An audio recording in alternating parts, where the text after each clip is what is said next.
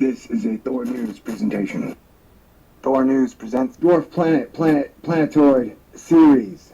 Series, theories, mysteries, and conspiracies. I had a feeling that this story would eventually heat up. And ladies and gentlemen, the steam is rising. People are reporting that Ceres is shooting water volcanoes into space. Astronomers are asking, did that planetoid just turn into a comet? That sounds cool. Dirty snowball dwarf planet. Alright, ladies and gentlemen, welcome to one of the core stories of THORNEWS Year 2. 2014, baby. There's a place between Mars and Jupiter, a giant gap, if you will, called the asteroid belt. Some people think a planet or planets used to be there. They got smashed by some other planet. So now all that's left is their debris. Although in that debris is Ceres, the very first asteroid ever found, and was referred to as a planet for hundreds of years. And Vesta, giant planet core. I got a lot of theories. There are quite a few mysteries surrounding her. There's a hell of a history. And guess what? Yes, there are conspiracies. I have quite a few of my own. About 8 months ago, I gave a preview of what would come this year when I did my first story on Ceres. Blew my mind, really, so much so that I didn't talk about it until now. That everybody's talking about it. I feel kind of safe. I asked me another one of them important dumb questions. Why haven't you taken a photograph of Ceres since 2004? And can you rack focus on the Hubble? It's like there's a focus ring. Like if it isn't focused, it'll look blurry, just like this photograph. Let's have some fun. Let's go to town. Man, I tell you what, Ceres is a planet in our inner solar system, and it probably has life. Ceres. Now lift your skirt and cough, protoplanet. Oh baby, you sure are special. How special is she? She is the only dwarf planet in our inner solar system. She is such a mystery. Hidden is her history. So special, she is one of the #1 candidates in our solar system to harbor extraterrestrial life. It's so special, it's got more fresh water than planet Earth. So special, they haven't taken a new photograph of her since 2004. So special, I've started a new series about her. Alright, there's a lot of weirdness around this planet. Asteroid, dwarf planet, planetoid. How special is she? The largest asteroid known to mankind. Asterisk. That asterisk is a discussion for a whole nother video. Man, the more I learn, the more I don't know. And the more I have to learn. Crazy how that works. Ceres. It's a big water, ice, rock body, estimated at 950 kilometers, or 590 miles in diameter. So at this point, I gotta say, all the data is a bit, something is rotten in Denmark. It was discovered on January 1st, 1801 by Giuseppe Piazzi. It was the first asteroid asterisk ever to be identified. But at first, it was classified as a planet. And then, here's the deal, I went to look up when it became declassified from planet to asteroid, and I couldn't find that information, which was pretty bizarre. So it's like, they don't want us talking about Ceres at all. It says the Cerean surface is probably a mixture of water, ice. That sounds like life. Various hydrated minerals such as carbonates. That sounds like life. And clays. That sounds like life too. Sounds like a lot of life. Maybe that's why they named her after the goddess of plants, harvest, motherly love, growth, and the environment. Because it has a lot of plants, growth, environment, atmosphere, and motherly love. Why are they not taking a photograph of it for 2000? Since 2004, 9 years, might have life, has a lot of water. Okay, let's not take a photograph of it for 9 years. That is weird. It appears to be differentiated into a rocky core, an icy mantle, and may harbor an ocean of liquid and water underneath its surface. I've got some alternative names for Ceres. In 1943, it was called X13, which is weird. The classification of Ceres has changed more than once and has been the subject of disagreement. Ceres was given a planetary symbol and listed in such astronomy books for half of a century. And then somehow, just like Pluto got demoted, earlier before, Ceres got demoted. So it's like Ceres got demoted, and then Pluto got demoted, and then Ceres got promoted to dwarf planet, I think in 2006. That's some crazy crap, man. NASA continues to refer to Ceres as an asteroid, but it is kind of like, it's also been called a minor planet, a small solar system body, a dwarf planet. Here's the weirdest thing. A, it doesn't look like just a giant rock like Vesta does. It has strange colors. There's a bright spot on it that is uncertain. And what I think is the weirdest thing is We haven't gotten any new data on this thing. We haven't got any new pictures since 2004. Do you think we were waiting a long time for Ison to get new stuff? We haven't gotten new photos on this thing for 9 years. Why do you think that is? Why would they not show us new photographs with the magic Hubble? I mean, I'm sure they have a Ceres filter to where their photographic ability would have improved, right? Like, they could have taken a better photograph than 9 years ago, 2004. That's really weird. It's estimated the mantle has 200 million cubic kilometers of water, which is more than the fresh water on Earth. And what comes along with fresh water? Life. The Ceres may have an atmosphere. It's got a ton of water, maybe atmosphere. They think it's a surviving protoplanet. Part 1 of Ceres. Ceres the Ceres. Alright, yeah, this is going to be Ceres the Ceres. Because Ceres is a newfound magical mystery that I have stumbled upon, and I'm creeped out. Why haven't we got a new photograph since like 2004? That is weird. I mean, that is like, what the heck? Okay, so it may have life.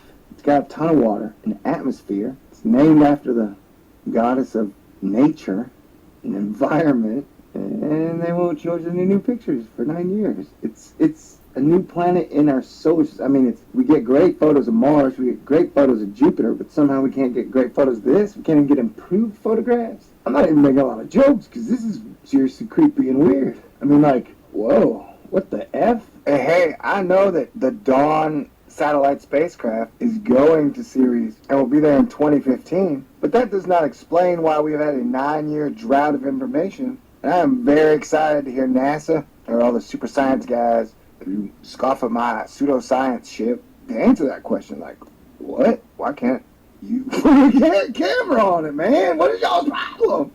Like, this is just too weird. So, okay. Looks like I got another hot potato in my hands. Didn't Buddha say something about holding hot potatoes? I think he said 1 potato, 2 potato, 3 potato more. No, I don't think Buddha said that. Kick ass. So, yeah, what the hell, man? Alright, well, I guess it's fun watching Thor news even for me. I hope I stay alive, though. I mean, no, I can't wait, science guys. Tell me, why haven't we gotten a good looks at this thing? I feel like I'm just repeating old crap, but hey, this is apropos for this situation, buddy. Okay, great. Man, these are strange times. I mean, it's so weird that, like, starting to have visions of, like, an Avatar situation where we've already got corporations over there mining that planet and forcing them into slavery. Crap!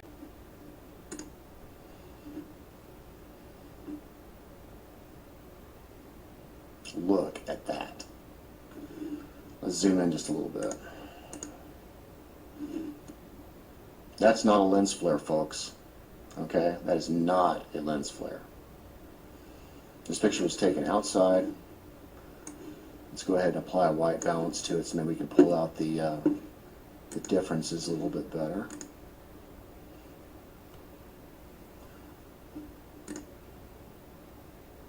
Look at that.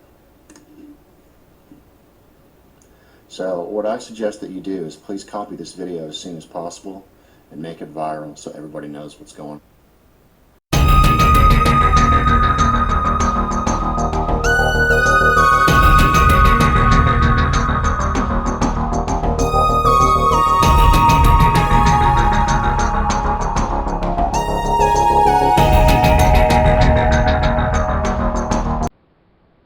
Live, this is One for the Record. I'm Diane, and today is January 28th, 2013. Here are your news updates for today. Obama gave a State of the Union address. I got home late from work, and I'm just going to start watching it on YouTube. Alrighty then. The Extinction Protocol 2012 and beyond. China halts poultry trading after H7N9 cases spike. Mass culling ordered in Hong Kong. Wrath and fury of Singabong turns regions of Indonesia into wasteland. That's a volcano. When the Hawaiian Islands collapse and fall apart in landslides. Uh-oh, heads up. Talks about landslides and tectonic movements. What else do we have here? Nope, that's it for today with them. Moving on. The Watchers watching the world. Comet sighting spring set for a close encounter with Mars. Epic meteor shower expected. Alrighty then. Let's close that one. Any news, energy news. U.S. Canada. Alaska professor on radio, Fukushima fallout, a suspected factor in unusual mortality of seals and walrus. We couldn't test for plutonium. Also today, reports from Alaska, many salmon with strange growths inside. Concerns about health and safety. Skin illness on whitefish raised concerns. Never caught anything like this. Government predicts catastrophic king salmon run. Also, today, number of sick U.S. military first responders doubles. Around 250 victims of Fukushima radiation exposure. Contact attorney. And I'm going to show INFOWARS, so you'll see the attorney and one of the military people on there. Congress reports are disconcerting. Alrighty. So I will be running Alex Jones after this broadcast of mine. I'll attach it. Any news, energy news, Fukushima, Japan.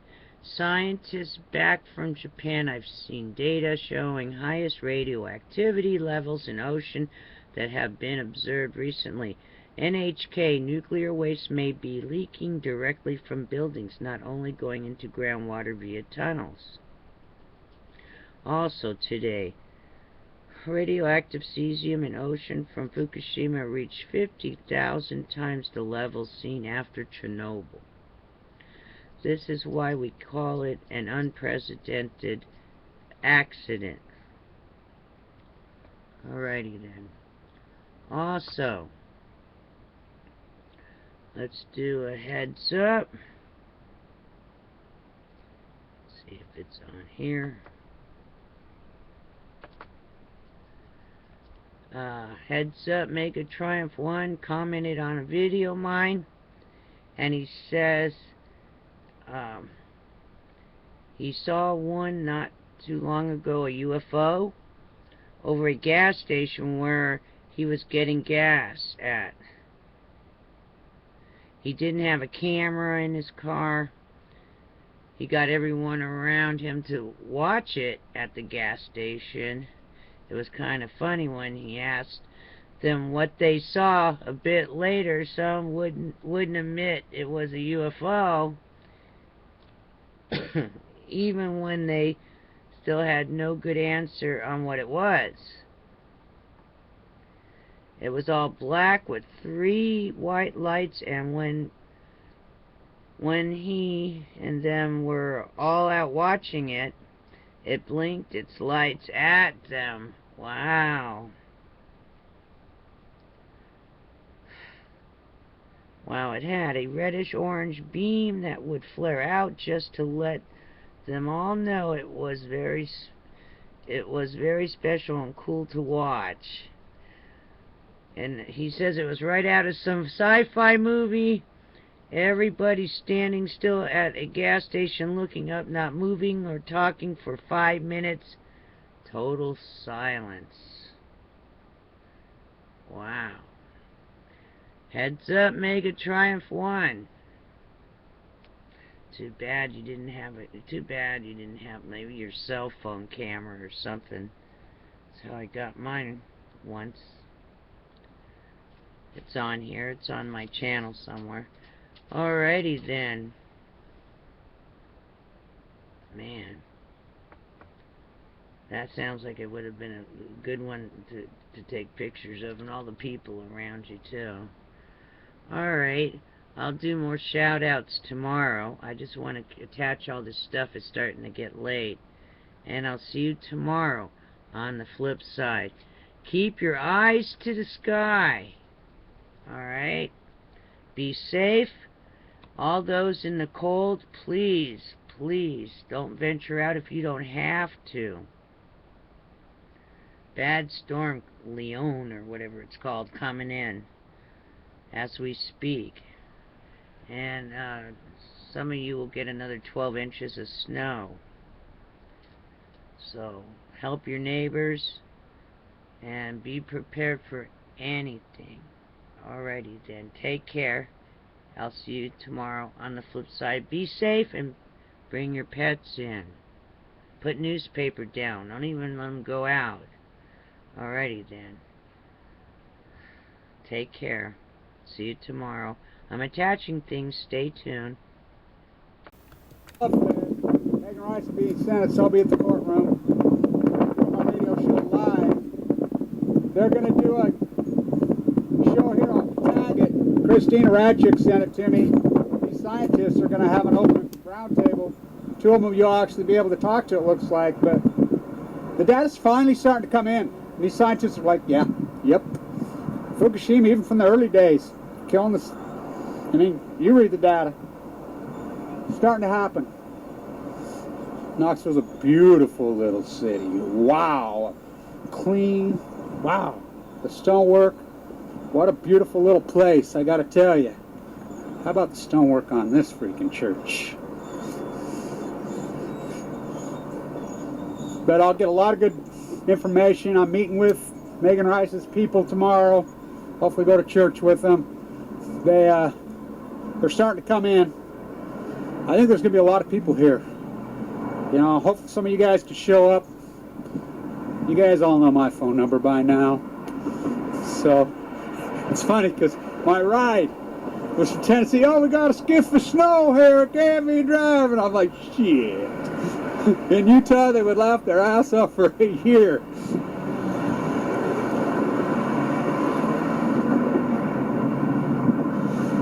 Kevin Blanch, this is a big, big deal. Finally, we've got some scientists breaking ranks, coming around with some real data and having a real intelligent conversation about this. Kevin Blanch, my radio show will be live Tuesday as she's being sentenced here at the courthouse. I had to hurry quick and shoot that video off the hip because that news is gigantic on the scientists, what they're saying up in Alaska as the radiation from Fukushima in the early days hit the ice in North Alaska. The ice trapped the radioactivity. It trapped it. And as the thaw happened, the baby seals were sucking it up, and they noticed all kinds of burns on the seals, lesions, all kinds of death. And so they started studying, sure enough. Now, again, they always quote season 137, 134 from Fukushima, which I find it so obscene that that's all scientists will quote. And I know it's harder to test for the other, but you don't get season 134 and 137 without plutonium, 239, 240. Plutonium's the heavy, heavy killer. It stays around for ever. I'm here in Knoxville. One of you people, you know, I'm working with a laptop. You know how that goes. One of you people that are watching this video, just Google the courthouse address for these people and tag it. It's right here. It's not far from where I'm staying. That's where the sentencing will be for Megan Rice on Tuesday. There's a rally on Monday, tomorrow. I'll be at the rally. I got to tell you a couple of these stories. The story out of Alaska is gigantic. It is gigantic. It's scientific confirmation. Now these guys are going to take questions, two of them, on a radio show on the 28th. I mean, you guys please, somebody from Radcheck's Network, whatever, it's on my Facebook, tag this so people know where they can get their hands on it. God, I keep telling you the angels watch over me. I fit in with my orange here, I'll tell you that. Everybody wears orange all the time here, but I wear it for a different reason. Leukemia. You know, I kept telling you the angels are with me. When I got here, I had to take, it's a tough place to get to, Knoxville. There airport's grand. It's a magnificent little thing. And all this incredible, beautiful, perfect stonework that's still going on in these quarries. It's really something. I'm an old stonemason. I hate fake everything, you know me. I'm authentic, organic as it gets. I have a bunch of original artwork with me. I'm kind of with some paintings that Thomas Ackerman and I did of Megan and Greg and Michael. You know, I kept it really tight to me. You know, they're really magnificent things. I got confused in O'Hare, in the wrong terminal, changing planes. Ready to get on the plane, I was like, oh my God, they're gone. I'll never find them, like a needle in a haystack. The whole terminal over, kept searching, boom. I found them. Wow. So then I got here. I gotta eat. I haven't eaten all day. It's been flight after flight. I'm wore down. I'm beat down. I'm checking news, trying to throw this video up last night. I'm really tired and really beat down. I gotta go eat. So I go downtown here, walk and eat, and I walk in. You know, I don't know anybody. Strike up a conversation with a young man. One of the Plowshares kids, a young guy, was arrested with Greg and Michael. Amazing. I mean, the odds. And I mean, you think there's a bunch of those guys? Oh no. I mean, a needle in a haystack. So I know they're watching over me. This story out of Alaska is a very, very big story. Very, very big story. It's just giving us confirmation. And I want to make sure you guys, everybody, the Bananas guy, all these people, all these, we've kept track of every one of you blackmailers, journalistic wars. We've kept track of all of them. You know who you are. And boy, it's not going to be egg on your face. It's going to be malice in a courtroom. Fukushima's killing people. It's killing the eagles. It's killing the sea lions. It's killing the garfish. It's killing the squid. It's genociding the Pacific Ocean. It's killing you two-legged beer-drinking animals. All this print media freaking covered up. I see Rachel cover Plowshares finally. Don't she make you sick? 1,045 days later she shows up. Oh, they'll show up. RT's the one that's covered this even a little bit, and that's all they've covered is a little bit.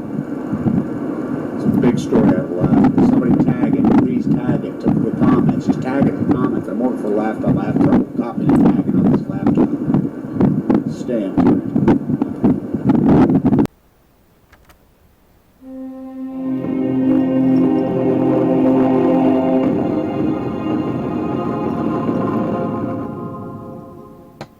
We're joined by Paul Garner, the attorney, and Lieutenant Steve Simmons from the Navy. Gentlemen, you got the floor. Tell us what you witnessed when you were there, Lieutenant Simmons, and what's unfolded now and what's happened to the 71, at least 71 sailors, many of them in their 20s, reporting radiation sickness, filing suit against Tokyo Electric. Tell us what's going on. Well, the story that they've been peddling, or that's been peddled for the past 3 years, is that there is no threat to the radiation levels that anybody was exposed to, and that you can actually get more radiation exposure from 1 month's worth of rock, sun, and soil, or a transcontinental flight. So that now today, you know, it doesn't sit well. I can say, at least for me, it doesn't sit well. It's not that easy to push that I believe button because of some of the measures that were taken while the ship was out there. Sure. I mean, well, they admit this is much worse than Chernobyl, and it's ongoing. So what did you do in the mission? How close did you get? And then when did you guys start to feel sick? Well, if I remember correctly, you know, I wasn't, my job, you know, I'm not a navigator or anything like that. All I can go is, you know, what we were told. So at one point we were within pretty close proximity to the plant, and as Paul mentioned, sitting for 5 hours, we actually sailed into the nuclear plume and was in the plume for a little over 5 hours. And then on a subsequent time, we actually had to secure the water system because we actually sucked up the contaminants into the water system of the ship. And everybody who knows something about the ship, that's how we get our drinkable water, our potable water. So everything we use, from showers, water faucets, soda machines, water for cooking, it's all coming from seawater. And what is the point in your missions of sailing through the plume? That's a very valid question. That's definitely a question that I don't have an answer to. I'm not. Sure. And so you guys are saying you got radiation sickness. When did you start to see the symptoms? Well, it was November of 2011 after I had returned. Apparently I was having some issues on the ship, and I really didn't think much about it as far as GI type issues, and I didn't really think anything about it. November of 2011, I started feeling ill, at which time I was actually driving into Arlington, heading to work. I was driving down Route 50, and I actually blacked out and drove my truck up on a curb. So after that, it was back and forth to the doctor, test after test, couldn't figure anything out. Started running fevers. I was running fevers for 3 months solid, as high as 102.9, in and out of the hospital 3 different times for admittance into the hospital. Lymph nodes start swelling, dealing with severe night sweats, lost 20 to 25 pounds completely unexpectedly, wiping hair off my body as I showered. And then during the second hospitalization, I was actually standing up and my legs just buckled. And then from there it started dealing with muscle weakness, progressing up, and now it's taken it to a point where it now affects the signals between the brain and the bladder, and I have to catheterize every 4 hours now. Good Lord. Classic radiation. Wheelchair dependent. Classic radiation sickness symptoms, and of course Japanese children are dropping dead everywhere. People are having heart failure, their teeth are falling out. Same type stuff you've been going through with the bleeding and the not having control of the bladder. And of course the response is that nothing's going on, correct? As of right now, there's been no doctors able to, well, I don't want to say able to, but at least willing to make the connection. In fact, I've actually had, the first time I was hospitalized, I actually brought it up to the intern, and the intern's response to me was, well, if this was radiation, you would have seen symptoms long before this. My response back to him was, I'm no doctor, but you need to go back to med school because you're an idiot. Well, let's talk to your lawyer, Paul Garner, real quick. I do see that Congress, the Navy Times is reporting, is investigating sailors' exposure to Fukushima radiation. But, I mean, my whole point is anybody in the military, or the police for that matter, should understand that when stuff melts down, out of hand, almost every time, they deny people were exposed, just like the nerve gas in the first Gulf War. 24,000 chemical detectors went off, and they still just said, no, nothing happened, even though it killed large numbers of people years later, and has now been confirmed. Talking to your attorney, Paul Garner, why do you think they have this attitude? I mean, clearly your client and others on the ship and ships are showing classic forms of radiation sickness. What's been the train of events the last 3 years? Can you hear me? Yes, sir. They control the ball game. They control the media. They control the misinformation that's disseminated from day one, from Fukushima Gate. If you were at the nuclear power plant on day one, March 11th, 2011, and you were in charge of the power plants and having to deal with the meltdown of reactor number 1, number 2, number 3, and the potential to have to say, hey, we have to walk away from this because you'll have to evacuate Tokyo, Japan. So here's the dynamic. The guy who was in charge is now dead from cancer, their own guy. So I don't care what Nuke Abe, their present prime minister, may be pushing to the world. No one has gotten sick from Fukushima. No one ever will. Well, just take a look at the guy who was in charge of, your TEPCO, your Tokyo Electric Power Company. You're a big shareholder. You're number 1 shareholder in it now. The guy's dead from cancer. Hello? So they're in control, Alex. They don't have, we don't have INFOWARS at our disposal on mass media. If mass media paid attention to this like I did after it first happened and stayed on it like they should have, but they're captured. They're all captured by the nuclear industry from the top down, from your commander-in-chief right on through to the head of the Nuclear Regulatory Commission. It's all money-making. That's right. charade. That's right. Their propaganda is so good. Of course, the Ronald Reagan's nuclear-powered, last time I checked. And, you know, I've always been a pro-nuclear power guy because, I believe we need energy. The problem is none of them work these things right. They build them on fault lines. When they blow up, they don't even seem to care. They're not even trying to fix it. There's just this attitude that they're in control of the BS machine so they can lie to themselves and everybody else, but they're not in control of the reactors. You know, the laws of physics will not respond to TEPCO's bull. Alex Jones here with a message to fellow freedom lovers. The prognosis